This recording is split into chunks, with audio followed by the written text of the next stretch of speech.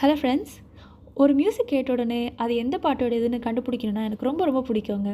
நீங்களும் அதே மாதிரி தானா? இந்த வீடியோ உங்களுக்கு தான்.